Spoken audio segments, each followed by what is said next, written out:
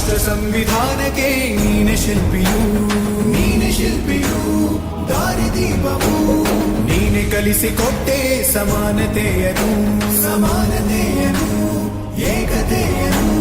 ರಾಷ್ಟ್ರ ಸಂವಿಧಾನಕ್ಕೆ ನೀನೆ ಶಿಲ್ಪಿಯು, ನೀನೆ ಕಲಿಸಿಕೊಟ್ಟೆ ಸಮಾನತೆಯನು. ನಿನ್ನ ಲೇಖನಿಯ ಬರಹ ದೇಶ ಖರ್ಚನೆ, ಒಂದು ಒಂದು ಮಾತು ಕೂಡ ಭೀಮ ಗರ್ಜನೆ. ನಾಯಕ ನೀನು ಭೀಮರ, ಮಹಾನಾಯಕ ನೀನು ಭೀಮರ, ನಾಯಕ ನೀನು ಭೀಮರ, ಮಹಾನಾಯಕ ನೀನು ಭೀಮರ. ನೊಂದ ಜನರಿಗೆ ನೀ ದೇವರೋ. ಶುಭೋದಯ. ಇವತ್ತಿನ ದಿನ ಏನು ಅಂದರೆ ಒಂದು ಸ್ಪೆಷಲ್ ಡೇ ಇದೆ. ಆ ಸ್ಪೆಷಲ್ ಡೇ ಏನಂತಂದರೆ ನಮಗೆ ನಮ್ಮ ಅಚ್ಚುಮೆಚ್ಚಿನ ಒಬ್ಬ ಮಹಾನ್ ವ್ಯಕ್ತಿಯಾಗಿರುವಂತಹ ಡಾಕ್ಟರ್ BR ಅಂಬೇಡ್ಕರ್ ಅವರ ಒಂದು ಜನ್ಮದಿನ. ಇವತ್ತು ಅಂಬೇಡ್ಕರ್ ಅವರ ಜಯಂತಿಯನ್ನು ನಾವು ಅದ್ದೂರಿಯಾಗಿ ಈ ಒಂದು ಭಾರತ ದೇಶಾದ್ಯಂತ ನಾವು ಈ ಕಾರ್ಯಕ್ರಮವನ್ನು ನಾವು ಮಾಡ್ತಾ ಇದ್ದೀವಿ.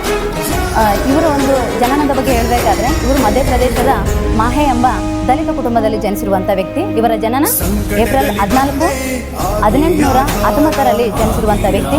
ಇವರು ಒಂದು ಬಡ ಕುಟುಂಬದಲ್ಲಿ ಜನಿಸಿರುವಂಥ ವ್ಯಕ್ತಿ ಆದರೂ ಕೂಡ ಒಬ್ಬ ಉನ್ನತ ಮಟ್ಟದಲ್ಲಿ ಬೆಳವಣಿಗೆ ಆಗಿರುವಂಥ ವ್ಯಕ್ತಿ ಮತ್ತು ನಮಗೆ ಆದರ್ಶ ಪ್ರಿಯರಾಗಿ ನಮಗೆ ಒಬ್ಬ ಎಲ್ಲ ಮಕ್ಕಳಿಂದ ಹಿಡಿದು ಮುದುಕರವರೆಗೂ ನ್ಯಾಷನಲಿಂದ ಹಿಡಿದು ಇಂಟರ್ನ್ಯಾಷನಲ್ವರೆಗೂ ಈ ಒಬ್ಬ ವ್ಯಕ್ತಿಯ ಪರಿಚಯ ಕೂಡ ಎಲ್ಲರಿಗೂ ಇದೆ. ಎಲ್ಲರೂ ಇಷ್ಟಪಡುವಂಥ ವ್ಯಕ್ತಿ. ಯಾಕೆ ಇಷ್ಟಪಡ್ತಾರೆ ಈ ವ್ಯಕ್ತಿ ಅಂತಂದರೆ ಒಂದು ದಲಿತ ಅಸ್ಪೃಶ್ಯತೆಯಲ್ಲಿ ಹುಟ್ಟಿರುವಂತಹ ಒಬ್ಬ ವ್ಯಕ್ತಿ ಸಾಮಾನ್ಯ ವ್ಯಕ್ತಿ ಅಲ್ಲ, ಅಸಾಮಾನ್ಯ ವ್ಯಕ್ತಿ ಆಗಲ್ಲ. ಯಾಕೆ ಅಂತಂದರೆ ಈ ವ್ಯಕ್ತಿ ಎಲ್ಲರಿಗೂ ಆದರ್ಶ ಪ್ರಿಯವಾಗಿರುವಂಥ ವ್ಯಕ್ತಿ. ಒಂದು ದಲಿತ ಕುಟುಂಬದಲ್ಲಿ ಚಿಕ್ಕ ಮಗುವಾಗಿದ್ದಾಗ ಇವರ ಮೇಲೆ ಆಗಿರುವಂಥ ದೌರ್ಜನ್ಯಗಳಾಗಿರ್ಬೋದು, ಇವರು ಶಿಕ್ಷಣ ಪಡಿಬೇಕು ಅನ್ನೋ ಹಂಬಲ ಅವರಿಗೆ ತುಂಬ ಇತ್ತು. ಆದರೆ ಇವರಿಗೆ ಶಾಲೆಯಲ್ಲಿ ಪ್ರವೇಶವಿಲ್ಲದೆ ತರಗತಿಯಲ್ಲಿ ಎಲ್ಲ ಉನ್ನತ ಮಟ್ಟದಲ್ಲಿ ಶಿಕ್ಷಣವನ್ನು ಉನ್ನತ ಮಟ್ಟದ ಜಾತಿಯಲ್ಲಿ ಓದಿರುವಂತಹ ಎಲ್ಲ ಮಕ್ಕಳು ಅಷ್ಟು ಮಕ್ಕಳಿದ್ದಾಗ ಇವರನ್ನು ಅಸ್ಪೃಶ್ಯತೆ ಕುಟುಂಬದಿಂದ ಹುಟ್ಟಿದ್ದಾನೆ ಅನ್ನೋ ಒಂದೇ ಕಾರಣಕ್ಕೆ ಇವರನ್ನು ಆ ಶಿಕ್ಷಣ ತರಗತಿಯಿಂದನೇ ಇವರನ್ನು ಹೊರಗಾಗ್ತಾ ಇದ್ರು. ಕುಡಿಯುವಂಥ ನೀರಿನ ವ್ಯವಸ್ಥೆ ಕೂಡ ಇವರಿಗೆ ಇರಲಿಲ್ಲ. ಕೈಯಲ್ಲೇ ನೀರನ್ನು ಹಾಕಿ ಇವರಿಗೆ ಅವಮಾನವನ್ನು ಮಾಡ್ತಾ ಇದ್ರು.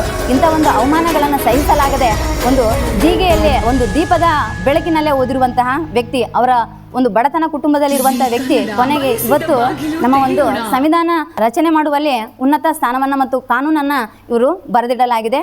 ಅದರ ಪ್ರಕಾರನೇ ನಾವು ಎಲ್ಲರೂ ಈ ಕಾನೂನನ್ನು ನಾವು ತಲೆಬಾಗಿ ಅದಕ್ಕೆ ಅದೇ ರೀತಿಯಲ್ಲಿ ನಾವು ನಡೆದುಕೊಂಡು ಹೋಗಬೇಕನ್ನೋದೇ ನಮ್ಮೆಲ್ಲರ